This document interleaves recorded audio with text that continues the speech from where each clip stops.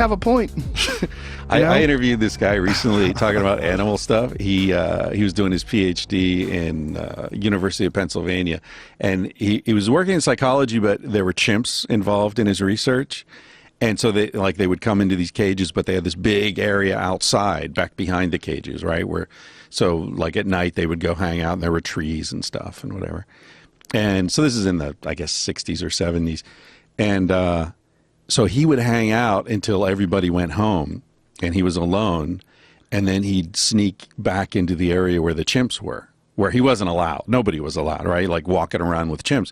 But he was like, fuck it, if they kill me, I don't think they'll kill me, no problem. Whoa. So he was a hippie, right? Actually, he's the guy who now owns this chain of paleo restaurants in Portland. Really cool guy, Richard. Figures. Yeah. He opened the first mountain bike shop in the country. He's a very good businessman. Then he opened, he went to Portland because he wanted to be in a place where you could get all your supplies for a restaurant, all the food, within a 100-mile radius. And he studied all over the country, and he said, Portland's the place. Everything can be grown within 100 miles. He sort of was ahead of the mountain biking craze.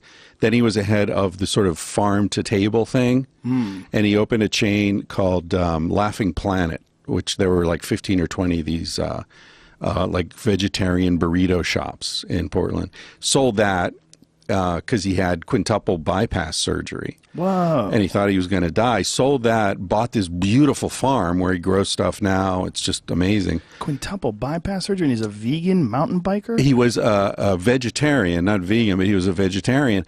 And so that's what he said. He's like, I work out, I'm eating vegetarian for 20 years, what the fuck?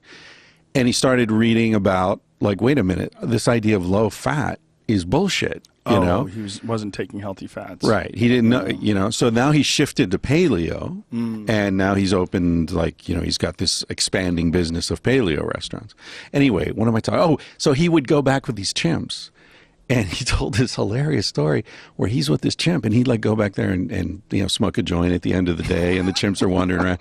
And one day this chimp comes over and sits down next to him, and he's smoking a joint, and the chimp reaches out. No. And he does not get this chimp high. And he hands the joint to the chimp. No, the chimp hits it and gives it back to him. Oh my God. That would be the greatest video ever on YouTube. A dude there's one of a chimp fucking a frog. Have you ever seen that one? Oh, I have seen that. That's kind of sad, yeah. Not for the chimp. But one of a chimp smoking a joint with a dude, especially a hippie, right. That would be the ultimate. Don't bogart it. Don't bogart it, man. And if you did bogart it, what are you going to do? You better just give the chimp the joint, shut the fuck up. Exactly. Before it rips your arms off. Exactly. And what's a high chimp like, Probably pretty mellow. It's like a paranoid rat. Like, how do you